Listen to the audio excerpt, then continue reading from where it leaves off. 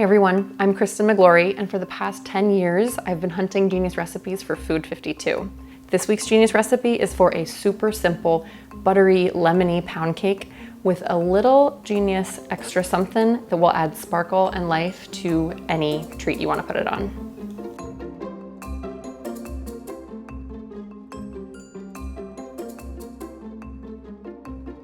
This week's recipe comes from Talia Ho and her cookbook Wild Sweetness. And in addition to seeing how to make this amazing fluffy pound cake and its genius topping, you will also get to see my favorite method for zesting lemons and the way that you definitely should be storing your basil. To get the full recipe, as always, it is linked in the box below. I will get to talk to Talia in a little bit, but to hear our full conversation, you can listen to it at the Genius Recipe Tapes podcast, anywhere you get your podcasts. It will also be linked down below. So please be sure to hit like and subscribe. And now we should make this batter. This cake starts very similarly to maybe other cakes you've seen. If you have made this style of cake once, you can make a zillion other cakes. We're going to be creaming butter and sugar together. It will really help if you have an electric mixer, like a stand mixer or a hand mixer. But in the old days, nobody had those and they still managed to cream butter and sugar really well by hand. It just takes some muscle. If you don't have a mixer, if you don't feel like creaming by hand, don't worry about it. Any cake recipe that you use this topping on is going to be dazzling. So I'm starting with this room temperature butter. I left it out last night so it get good and soft. And then I'm going to put in sugar and beat the heck out of it. So I'm gonna get this beating for a good 3 to 5 minutes. It's a great time to check in with Talia, and when I meet you back here, this is going to look completely different. So, Talia, how did you find inspiration in writing this book, Wild Sweetness? I grew up in a house and we had this like bush woodland kind of thing in the back, and I was always there. And it was dirty and it was muddy. It wasn't even a nice kind of like, wasn't even a nice wood. That was really formative in my experience in my childhood. Yeah, so I really looked to nature and what I was seeing and experiencing in the outside world. And then I came home and tried to like transpose it into food. Now, from here on out, everything is about continuing to bring more volume in and then trying not to knock it out and make it tough, but that's easy to do. Eggs are going in one at a time. Whoa.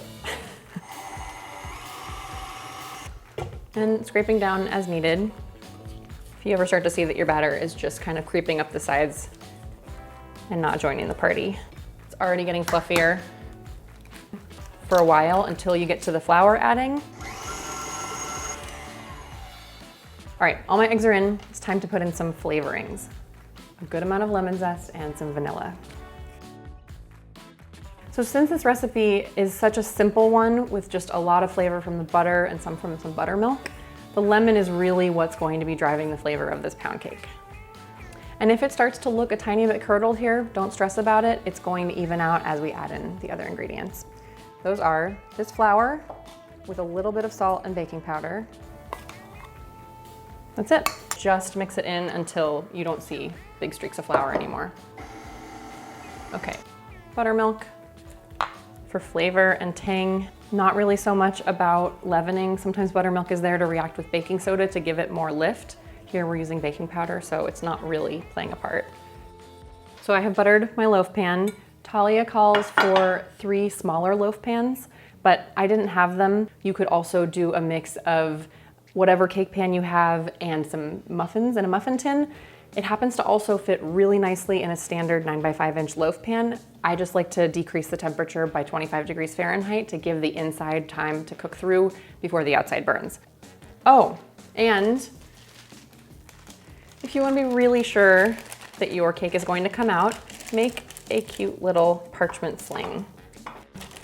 Lift your cake out without breaking it up when it's all done. Does it smell amazing, Mike? It smells amazing. All right, that's good enough. So the timing is really gonna depend on the size of pan you're using. In Talia's original recipe with the 3 loaf pans, it's like 25 to 30 minutes. Mine's gonna be about an hour probably, but trust your instincts, check it early. If it's smelling toasty, definitely check it.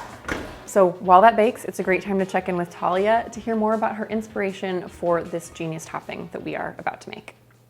The background of the recipe was that I was in the forest and I was walking through and I was looking at the forest floor and I was noticing how the seasons were kind of like meeting each other in a way. Like you had a top layer that was like that sleety snow, but beneath it you had the verdant green new life and the offshoots coming through. I remember taking a photo and being like, this is kind of like what my chapter is about and what I want to capture in the recipes. It started off as a granita because I could kind of like texturally capture that same kind of like iciness, but it wasn't really working in a way. So it became a basil sugar instead. It's time to make basil sugar, which is actually 3 ingredients: basil, lemon zest, and sugar. You could do this in a mortar and pestle. I am using this small, mighty mini chopper that I have. I've had it so long that it's pretty busted. It is looking good. It's still got some slightly big pieces of basil. I'm gonna make it a little bit finer. All right. Ooh, yes. Basil has so much going for it that really gets unlocked when you bust it up and help it travel around with a little bit of sugar. The lemon, of course, just like bounces off and brightens the whole thing. So this makes more than you're going to need for just this recipe. Talia says that's just because it's tricky to make a tiny amount of basil sugar. You really need enough for the mixer to be blending. But the good thing is it keeps for up to a week in the fridge and you can sprinkle it on all kinds of things. Basil in your sugar makes it really interesting and really complex. Trust me, if you want your basil to last as long as possible, it's like this in a glass with some water, kind of like flowers on the counter. It is shocking how much longer this will last. I really like using it lately as a finishing sugar instead of a finishing salt. I like the color that it brings, and especially like pairing it with things like chocolate. I think for me, probably the easiest and best way, because it makes a lot, is you can incorporate it into things just like even simply like just sprinkling it over fruit depending on what season you're in. Strawberries are beautiful. I think raspberries as well could go well.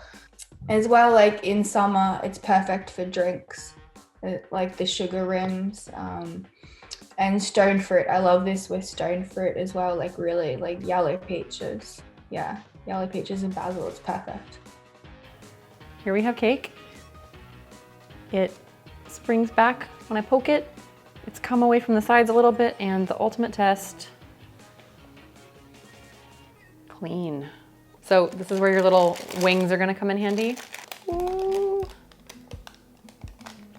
Perfect. All right, so it's a little bit still kind of like sticky on the sides from where it was steaming. Cooling it out of the pan the rest of the way, those sides are gonna firm up and make a really nice crispy crust. We should just stop the video if we can finish. It happens. This is the price you pay when you don't wear aprons, and I almost never do. Look how good this cake looks. Here, we are going to take our beautiful basil sugar and just get it all over there. And on your dress, who cares? If you want to smooth it, here, we can like do a little smoothing here. And as Talia said, this cake is really all about eating this stuff. Take this beautiful piece, put it over here. I took a big bite. Wow. This is no ordinary pound cake. So you know the best kind of pound cake where it's super fluffy inside and then has a really great buttery crust around the outside? That is what this has. And then the basil sugar just kind of like dances around on the outside of that buttery crust and makes it even more crunchy. And of course you get all of the fragrance of the basil and the lemon zest. Please make it. Tell me what you think. Tell me what else you would do with the basil sugar, where else you would put it. Tell me what else you might put in the cake, what fruits you might add. I want to hear all about it. Throw it in the comments. Thank you so much. I will see you in 2 weeks.